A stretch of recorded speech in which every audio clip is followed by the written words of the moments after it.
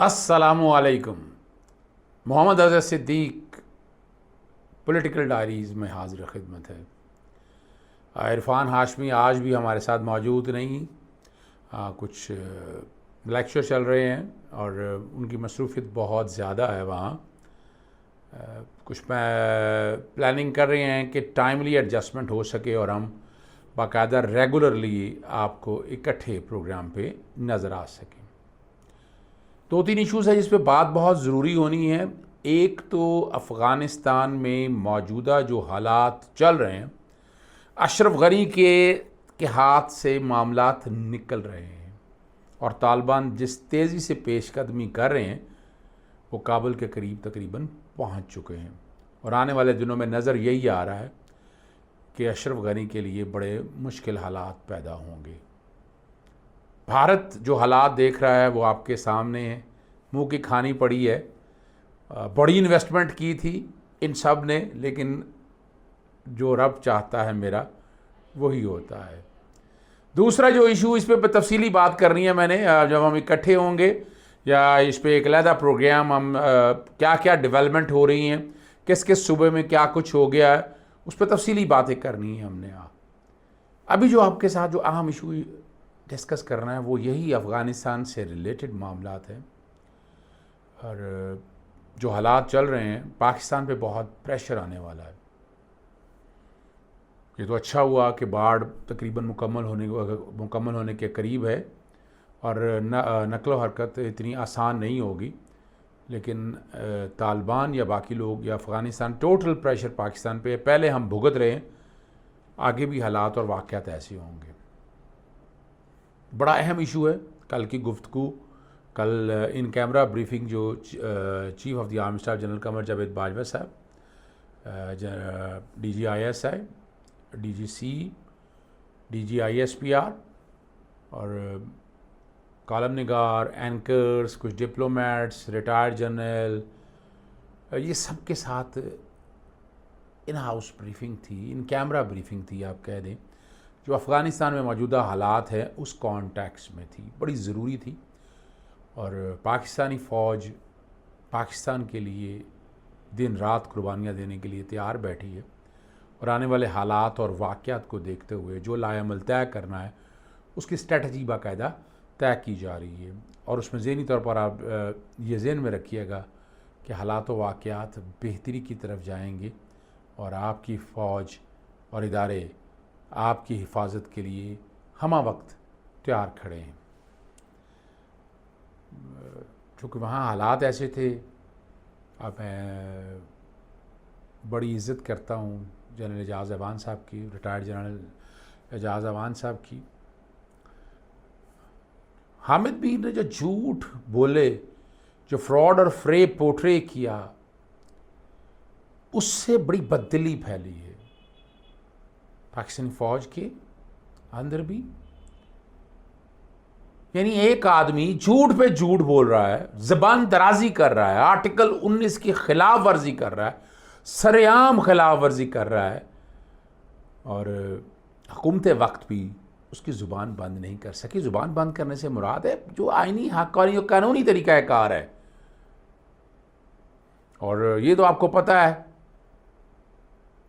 कि BBC, heart talk या बाकी जगहों पर वो बयानिया चलता है जो उनकी दिल है। वो कह रहे हैं ना कि आज़ादी है, ये मैं चैलेंज कर रहा हूँ, कोई आज़ादी नहीं है।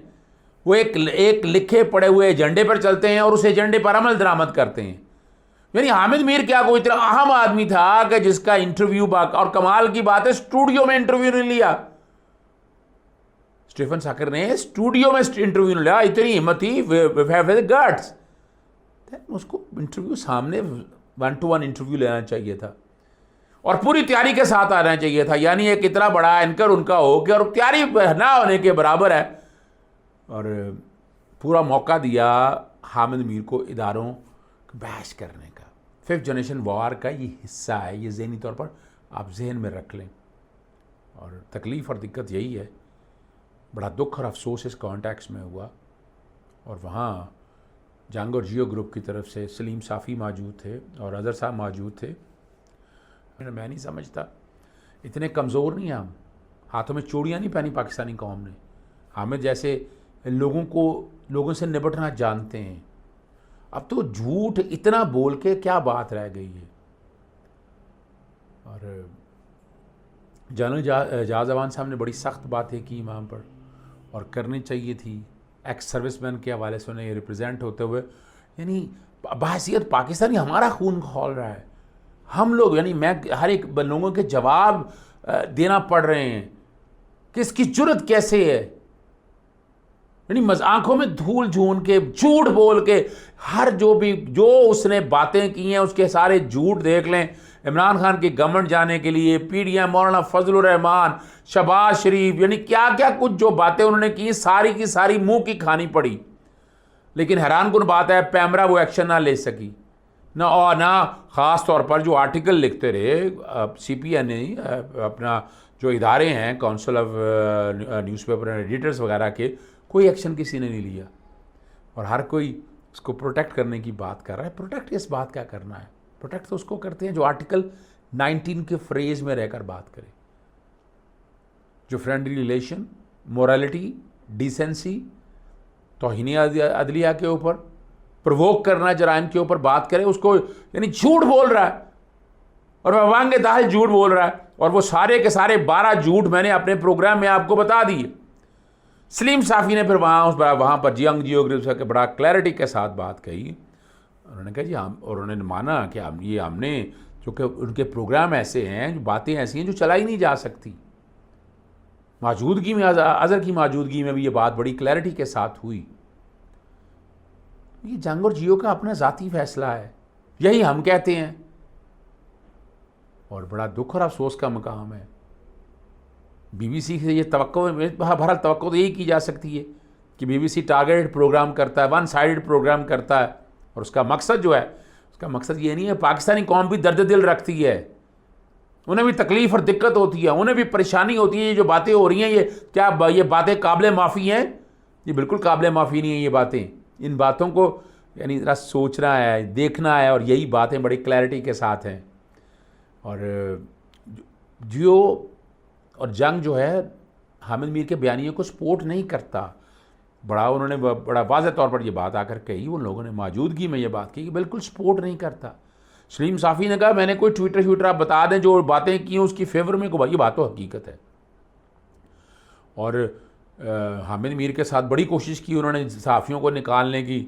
असदूर का ड्रामेबाजी में सारा, अबसार आलम के ड्रामे में सारा, ये सारे वही लोग हैं ना, ये सो कॉल्ड लिबरल क्लास है ना, ये सारी लिबरल क्लास है आज, जिनके चलाने वाले जो बाहर बैठे हुए हैं, सारे ओपन सोसाइटी वाले लोग बैठे हैं, फंडिंग मिलती है और अयाशियाँ चल रही हैं इनकी। इन्हें पाकिस्तान से क्या, इन्हें कौमियत का क्या पता, इन्हें क्या कंसर्न कि अगर पाकिस्तान है तो हम हैं। इन्हों तो इनके सब ना, इनके जो लीडर्स हैं, इनके जदादें बाहर हैं सारी, जिनका ये केस लेकर चलते हैं, वो 60-70 सियासतदानों को केस लेकर चलते हैं। उन्होंने इस पाकिस्तान का निज़ाम सारा सत्यानाश किया हुआ है, सत्यानाश किया हुआ है।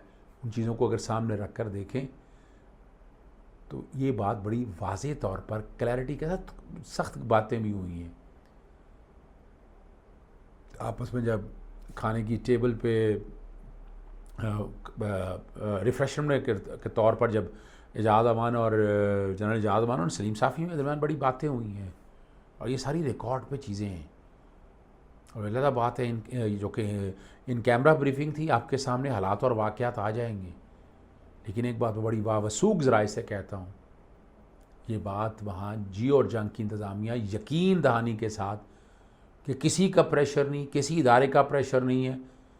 हामिद मीर ने झूठ बोला है, फ्रेब किया है, फ्रॉड किया है कौम के साथ। और मैं अब तवक्को रखता हूँ जंग और जियो से कि हामिद मीर के ख़िलाफ़ कार्रवाई करेंगे, बाकायदा कानूनी नोटिस देंगे, अदालतों में राब्ता करेंगे और उसका असली चेहरा कौम के सामने लाएंगे। ये उनका काम है, ये हमारे इदारों का कोई काम नहीं है। ये जंग और जियो की इंतज़ामिया के हवाले से ये बात बड़ी क्लैरिटी के साथ आनी चाहिए थी। बहाल क्रेडिट जाता है जनरल कमर जावेद बाजवा साहब को, DGI-SI जनरल फैज़ हमीद साहब को, DGI-SPR और बाकी सब लोगों को कि उन्होंने हिम्मत की और सारी चीज़ें सामने लेकर आ गए। लेकिन कमज़ोर नरेटिव अब नहीं चल रहा, बड़ा सख्त पैगाम है। कैसे लोगों को, और इसमें देखें कानून मौजूद है। FIA की नालायकी है, नाअहली है कि FIA चीज़ों को मंतकी अंजाम तक नहीं पहुंचा पाता। अगर कौम ये बर्दाश्त नहीं करेगी पाकिस्तानी फ़ौज या उसके किसी फ़र्द के ऊपर तोहमत और इल्ज़ाम और झूठे इल्ज़ाम एजेंडा, यानी हामिद मीर कौन है कि जिसको शोहरत और पजीराई मिलती है इंडिया चैनल्स पे, जिसको रॉ पसंद करती है, CIA पसंद करती है, MI5 MI6 पसंद करती है, NDS पसंद करती है। आप यहीं से अंदाज़ा लगाएं ना कि इनका बयानिया लेकर कौन चल रहा है। तो ये सोचना पड़ेगा हम सबको भी, पाकिस्तान से बाहर इदारों को भी। They should understand it. Pakistani love their country, उन्हें प्यार है पाकिस्तान से, एंड दे आर रेडी। वो तैयार बैठ खड़े हैं किसी भी एडवेंचर के लिए। मौका मत दीजिएगा। मैंने अभी वो बात नहीं कि जनरल एजाज अवान साहब ने क्या बातें की हैं कि रिटायर्ड कमांडोज आए उनके पास और उन्होंने कहा कि हम निपट लेते हैं इसके बाद, लेकिन उन्होंने कहा हमने ऐसी किसी बात में नहीं आया। यानी जो हामिद मीर की बातें हैं, झूठ और फ्रॉड, देखें ना, कौन बर्दाश्त करेगा? कोई बर्दाश्त नहीं करेगा, कौम नहीं बर्दाश्त करेगी। अब हद होती है किसी बात की, उसे तो शर्म ही नहीं आती है। क्या तालीम और तरबियत दी है उसके उनके वालिदैन ने? हामिद मीर को तो शर्म आनी चाहिए अपने आप इन चीज़ों को सामने रखते हुए। इंसान का बच्चा है ना, तो फेस करे इन चीज़ों को मसले हैं, मसाइल हैं, अदालतों में जाए, मगर इस तरह झूठ ना करे। ये डेफमेशन है, ये बाकायदा वाज़े तौर पर डेफमेशन है। और मेरा जहाँ तक ख्याल है, मेरी टीम जो है ना इस पर काम कर रही है, और हम इसमें डेफमेशन का BBC पे या बाकी लोगों पे जो बग़ैर किसी तहक़ीक़ के ये सारी चीज़ें चलाई हैं, हम BBC के ऊपर डेफमेशन का नोटिस दें और आगे इन प्रोसीडिंग को चैलेंज अगर करना है लेकर चलें, उनके मंतकी अंजाम तक लेकर जाएंगे। बहुत मुश्किल काम है, लेकिन ये गवर्नमेंट को सोचना है। हम भी सोच रहे हैं, हम भी करेंगे, हम नहीं पीछे हटेंगे। हम अपने इदारों के साथ खड़े हैं। इजाज़त दीजिएगा। अस्सलाम वालेकुम, अल्लाह हाफ़िज़। पाकिस्तान जिंदाबाद।